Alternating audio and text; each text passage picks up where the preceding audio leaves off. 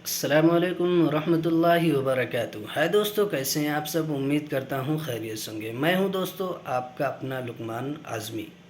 तो आज दोस्तों हम लोग रिएक्शन देने वाले हैं निधि शर्मा की वीडियो पर। निधि शर्मा बताना ये चाहती हैं कि जो हिंदू मुस्लिम एकता है भाई, वो हम कभी टूटने नहीं देंगे। अगर ऐसे हिंदू भाई हैं तो भाई हम उनका स्वागत करते हैं, उनका तहे दिल से शुक्रिया अदा करते हैं। ऐसे लोग अगर हैं तो भाई हिंदू मुस्लिम एकता कायम रहेगी, वरना कुछ अंधभक्तों की वजह से पूरी कौम भाई बदनाम है। तो निधि शर्मा बात करने वाली हैं दोस्तों हमारे नबी की शान पर, जो कि कुछ बाबाओं ने बोला है, उस पर कतर ने क्या बोला है। कतर के जो शेख हैं उन्होंने क्या बोला है, तो चलिए दोस्तों पहले वीडियो देखते हैं। नमस्ते जी, सत श्री अकाल, अस्सलामुअलैकुम। मैं निधि शर्मा इंडिया से। और ये कितनी भी कोशिश कर लें नफरतें फैलाने की, पर हम लोग आपस में कभी नहीं लड़ने झगड़ने वाले, ना कभी एक दूसरे से नफरत करने वाले हैं, क्योंकि देश में ये बांटने काटने वाले लोग अलग ही हैं और हम इनकी इस इन्फ्लुएंस से इफेक्टेड नहीं होना चाहते। It's such a shame. ये जो रामगिरी है, ये खुद अपने आप को महंत महाराज बताता है। लोग एक बड़ी तादाद में इसको देखने के लिए, सुनने के लिए आते हैं, पर ये दूसरे रिलीजन के हुजूर साहब के लिए कुछ भी उल्टा सीधा बोल रहा है। मजहब नहीं सिखाता आपस में बैर करना। हिंदी है हम, वतन है हिंदुस्तान हमारा। भैया हमारे मजहब ने, हमारे धर्म ने तो हमको नहीं सिखाया है कि किसी के भी खिलाफ गलत सोच रखें। पर ये लोग धार्मिक नहीं है। शुद्ध वैदिक धर्म सनातन को ये नहीं जानते हैं, और ना ये जानते हैं दीन इस्लाम को। चलिए देश के जो सबसे बेस्ट पत्रकार हैं रवीश कुमार जी, उनको सुनते हैं। कतर का जो बयान आया है उसको सुनते हैं। उसके बाद हम अपनी प्यार भरी मोहब्बत नुमा तफसीली गुफ्तगू को बरकरार रखेंगे। इनमें से कतर और सऊदी एक दूसरे के विरोधी माने जाते हैं। सऊदी अरब और ईरान के बीच भी दुश्मनी चलती है। तब भी सबने मिलकर इन प्रवक्ताओं के बयान की निंदा की है और भारत से माफी मांगने की बात कही है। यह ट्वीट दूरदर्शन न्यूज का है तो 5 जून का, लेकिन 2016 का। रविवार को भी 5 जून ही था जब कतर भारत को लेकर आपा खो रहा था। इस ट्वीट के अनुसार 5 जून 2016 को प्रधानमंत्री दोहा में थे। वहां उन्होंने कतर को दूसरा घर कहा। क्या आपको पता था कि कतर प्रधानमंत्री का दूसरा घर है? और यह बात प्रधानमंत्री ने कही है।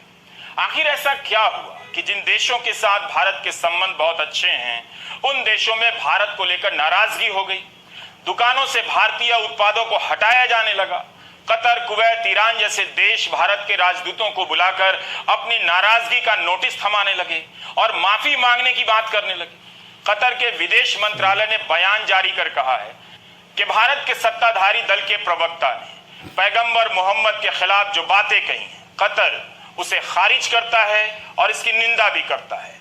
आज विदेश मंत्रालय ने कतर में भारत के राजदूत डॉक्टर दीपक मित्तल को बुलाकर आधिकारिक नोट सौंपा और अपनी निराशा जाहिर की। कतर ने भारत के सत्ताधारी दल के इस फैसले का स्वागत भी किया है कि उसने प्रवक्ताओं को पद से हटा दिया है। कतर उम्मीद करता है कि भारत सरकार की तरफ से निंदा होगी और सार्वजनिक माफी मांगी जाएगी। इस तरह के इस्लामोफोबिया वाले बयानों को नहीं रोकने से हिंसा और नफरत का चक्र पैदा होता रहता है। सऊदी अरब ने बयान जारी कर निंदा की है। वैसे तो इन देशों में भी मानवाधिकारों के कुछ कम उल्लंघन नहीं है, मगर बीजेपी और सरकार ने उन बातों को नहीं छेड़ा। बीजेपी के पास आईटी सेल की सशक्त सेना है, लेकिन बीजेपी ने खुद पर ही कार्रवाई कर ली और सरकार ने बीजेपी के राष्ट्रीय प्रवक्ता को फ्रिंज बता दिया। क्या इसलिए कि भारत के लिए बचाव करना मुश्किल हो गया था? प्रधानमंत्री मोदी हर साल पैगंबर मोहम्मद के जन्मदिन पर ट्वीट करते हैं। उनके बारे में उनकी ही पार्टी के प्रवक्ता अनाप शनाप टीवी पर बोल रहे हैं, ट्विटर पर लिख रहे हैं, और 10 दिनों तक पार्टी कोई एक्शन नहीं ले सकी। यही संदेश जा रहा था कि पार्टी ऐसे बयानों और प्रवक्ताओं के साथ खड़ी है। इतनी बड़ी पार्टी की हालत देखिए। रविवार को अरुण सिंह ने एक पत्र जारी किया। उसमें लिखा ही नहीं कि क्यों जारी किया जा रहा है। ललित निबंध सा लिखा आया कि भाजपा सभी धर्मों का सम्मान करती है। क्या भाजपा जो रूटीन काम करती है उसका भी बयान जारी करेगी? जैसे भाजपा सभी चुनाव लड़ती है, पत्रकारों ने अपनी तरफ से भाजपा के लिए मेहनत की। इस बहस में अभिव्यक्ति की आजादी का प्रश्न भी आ सकता था, लेकिन भारत सरकार और बीजेपी ने इस्लामिक देशों के साथ अभिव्यक्ति की आजादी का मामला नहीं छेड़ा। सीधे प्रवक्ताओं को निलंबित किया, निष्कासित कर दिया। यानी भारत सरकार और बीजेपी से अभिव्यक्ति की आजादी के मामले के रूप में नहीं देखती। यह कितना दुखद है कि भारत में भी लोग ऐसे बयानों पर लगाम लगाने की बात कर रहे थे, मगर सरकार और बीजेपी ने कोई कार्रवाई नहीं की। मगर वही बात अरब देशों ने की तो 3 घंटे की नाराजगी के भीतर उन प्रवक्ताओं के खिलाफ कार्रवाई भी हो गई। काश भारत सरकार अपने लोगों की आलोचनाओं पर ज्यादा भरोसा कर लेती। भारत इसके लिए भी इन देशों को ललकार सकता था, अभिव्यक्ति की आजादी को लेकर आपत्ति दर्ज करा सकता था। क्या ऐसा हुआ है? मुझे इसकी जानकारी नहीं है। आइए अब इस प्रश्न से जूझते हैं कि 23 अप्रैल 2022 को सूचना और प्रसारण मंत्रालय ने सभी न्यूज चैनलों को एक चेतावनी जारी की। तब क्यों नहीं इस चेतावनी के अनुसार टाइम्स नाउ और एंकर नविका कुमार पर कार्रवाई की गई? मुझसे प्रतिशत में गलती हो जाती है, मुझसे तो नोटिस आते हैं। मुझसे नाम और जगह में बोलते हुए गलती हो जाए तो नोटिस की आशंका घेर लेती है, रात भर नींद नहीं आती। भारत को दुनिया के मानचित्र पर शर्मसार कर गोदी मीडिया को नींद कैसे आती है? इनके विज्ञापन दाताओं को नींद कैसे आती है? सवाल है सूचना प्रसारण मंत्रालय 23 अप्रैल की अपनी ही चेतावनी का इस्तेमाल कब करेगा? कौन से चैनल हैं जिन्होंने दिल्ली में हिंसा के मामले में भड़काऊ सुर्खियों और हिंसा के वीडियो वाले समाचार प्रसारित किए हैं, जो सरकार के अनुसार समुदायों के बीच सांप्रदायिक घृणा को भड़का सकते हैं तथा शांति एवं कानून व्यवस्था को बाधित कर सकते हैं? मंत्रालय ने निजी टीवी चैनलों को असंसदीय, भड़काऊ और सामाजिक रूप से अस्वीकार्य भाषा, सांप्रदायिक टिप्पणियों और अपमानजनक संदर्भों के प्रसारण के खिलाफ चेतावनी दी, जो दर्शकों पर नकारात्मक मनोवैज्ञानिक प्रभाव डाल सकते हैं और सांप्रदायिक वैमनस्य को भी भड़का सकते हैं, बड़े पैमाने पर शांति भंग कर सकते हैं। ये सब उस एडवाइजरी में लिखा था जो 23 अप्रैल को सूचना व प्रसारण मंत्रालय की तरफ से जारी किया गया था। 23 अप्रैल की इस चेतावनी को देखकर लगता है चैनलों पर कोई असर नहीं पड़ा। सूचना प्रसारण मंत्रालय के पास काफी मौका था, समय था कि वह इस चेतावनी के आधार पर टाइम्स नाउ के खिलाफ कार्रवाई कर सकता था।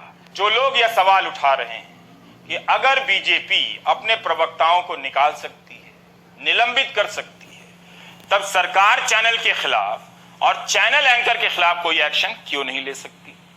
9 मई को भारत के 4 पत्रकारों को पुलित्जर पुरस्कार मिलता है।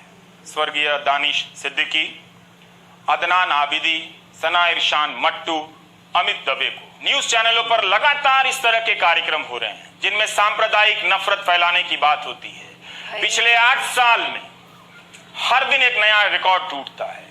अभद्रता अपना विस्तार करती जा रही है। चैनलों के जहरीले डिबेट को हर दिन नजरअंदाज किया जा रहा है। ये टाइटल देखिए हाल फिलहाल के, विरासत से किसका विश्वासघात, घाटी में गद्दार इसलिए हिंदू नरसंहार, बंद बहाना हिंदुत्व है निशाना, शुक्रवार को स्कूलों की छुट्टी क्यों? क्योंकि आपको नमाज पढ़नी, भयानक गर्म हो गई बहस। इस तरह के टाइटल लगाकर 8 साल से तमाम चैनलों पर दिन रात बहसें हो रही हैं। इन बहसों में 2 पक्ष बनाए जाते हैं। दूसरे पक्ष को पूरा करने के लिए कई प्रकार के मौलाना और इस्लामिक विद्वान लाए जाते हैं। ये लोग भी कम अभद्र तरीके से बात नहीं करते। मौलानाओं की मौजूदगी और इनकी बातों ने भी ऐसी तकरारों को हवा दी है। ये लोग हैं जो आग में घी बनने के लिए चैनलों पर जाते हैं। ऐसे तत्वों से भी सावधान रहने की जरूरत है। 2020 में जब कोरोना आया तब न्यूज चैनलों ने एक खतरनाक खेल खेला। याद दिलाता हूं, कोरोना को तबलीग जमात से जोड़ दिया गया। फर्जी आधार पर कवरेज का तूफान खड़ा किया गया कई हफ्ते तक, और फल सब्जी बेचने वाले गरीब मुसलमानों पर हमले होने लगे, उनका बहिष्कार होने लगा।